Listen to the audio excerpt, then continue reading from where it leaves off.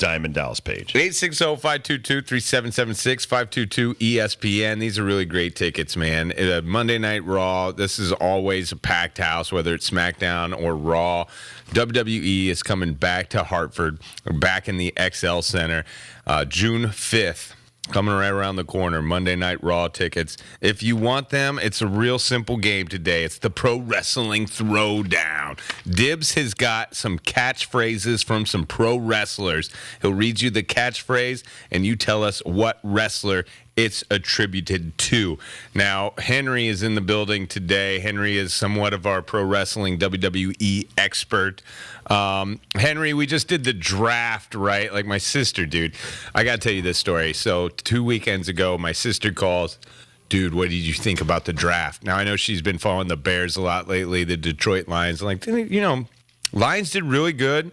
We'll see what happens with the Bears and with Justin Fields. She goes, no, man. WWE, Monday Night Raw, SmackDown draft.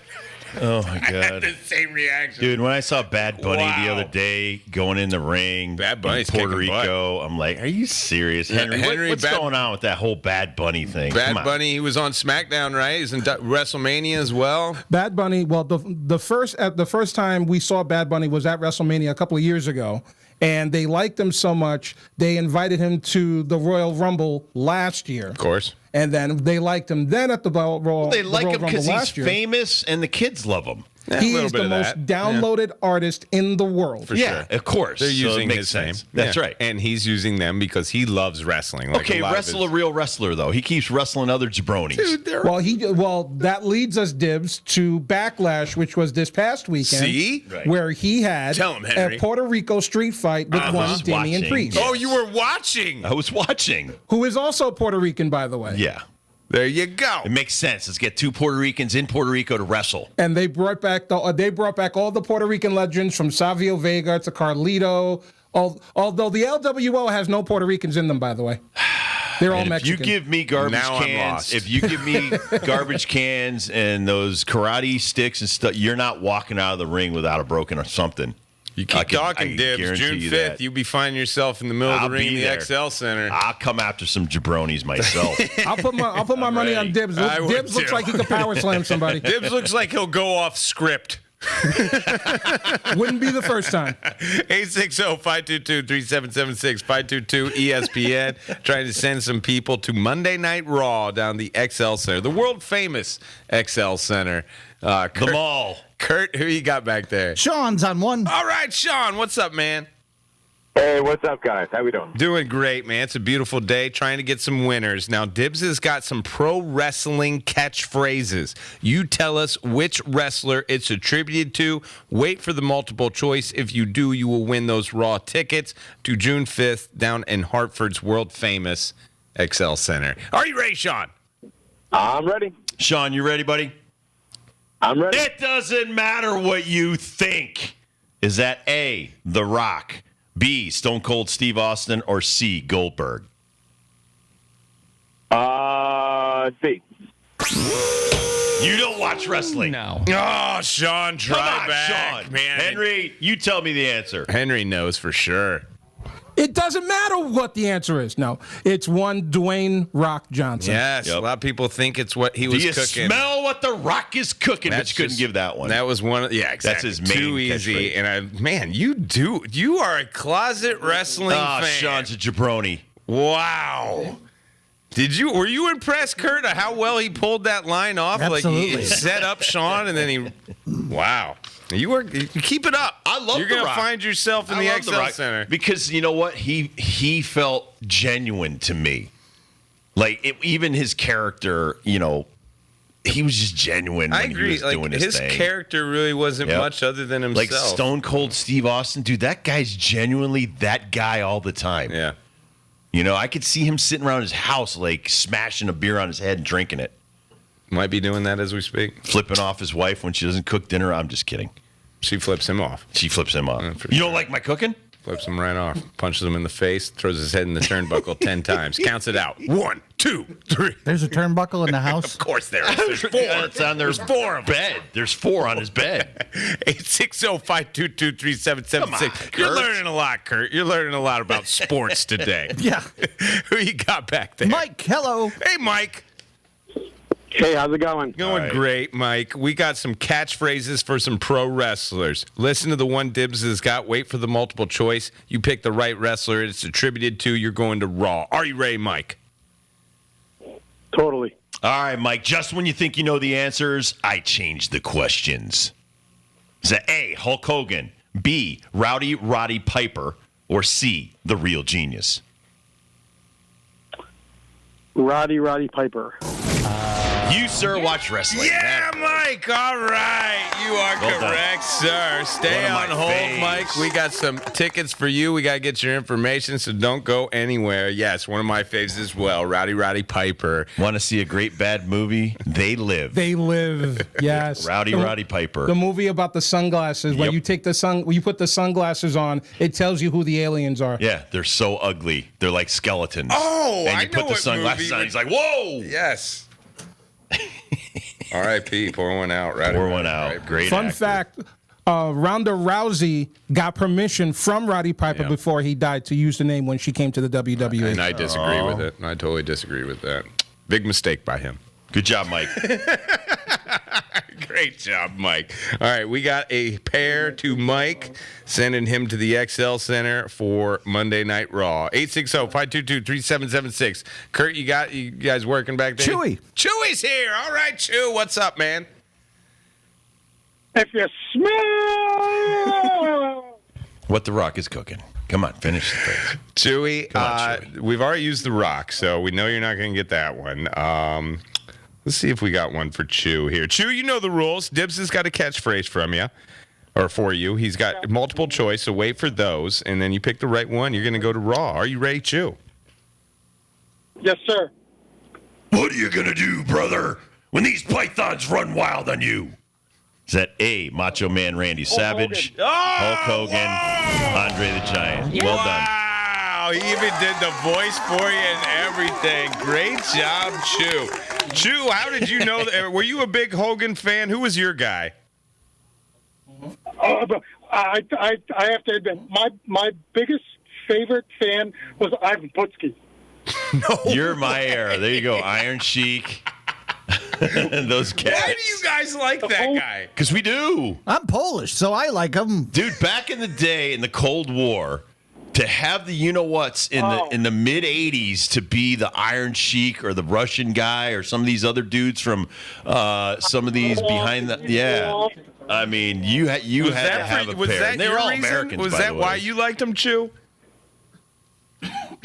Oh no, I loved the Polish power. I mean, the way he was built, but he was great.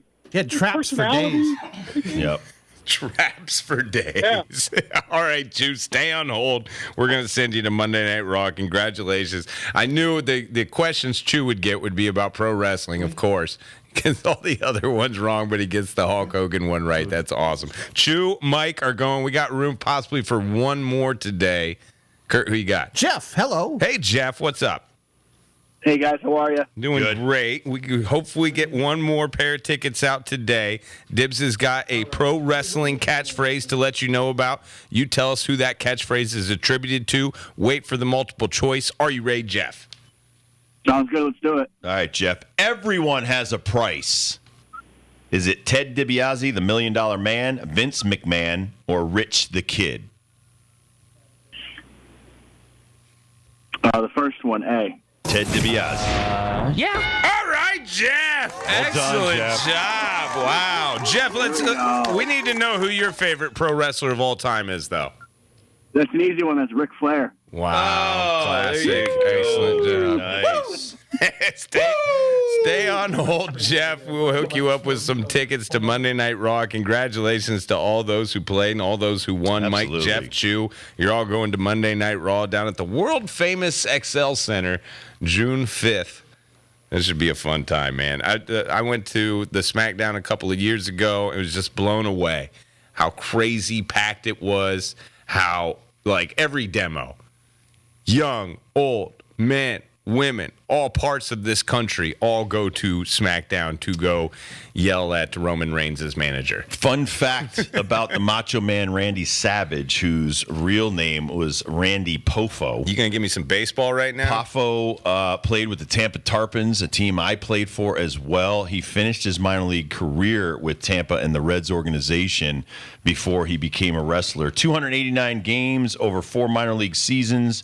Randy Poffo hit 254, 16 home runs, and 129 RBI, and was a pretty good middle infielder, third baseman. Wasn't there a leap in Lanny Poffo? Is that the same spelling? Is that different? Is that like his first character before he came Macho No, that's Man? not him. There was another guy. There was a really? character. I don't know. Hold on one second. All I know He was is the guy that became the genius.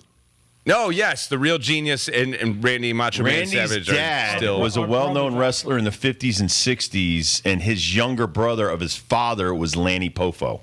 yeah. Poffo. I got to see the real genius From fight. Zanesville, Ohio. Yeah.